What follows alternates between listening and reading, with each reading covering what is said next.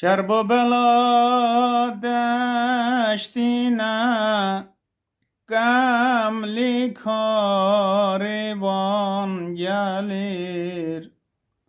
Kerb bela deştine gamli karivan gelir.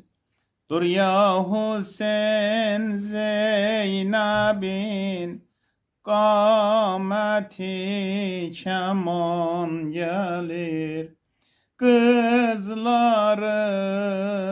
Kızlarına geler üste bir kebabidir. Dağdaşı ağladan bine varu babidir.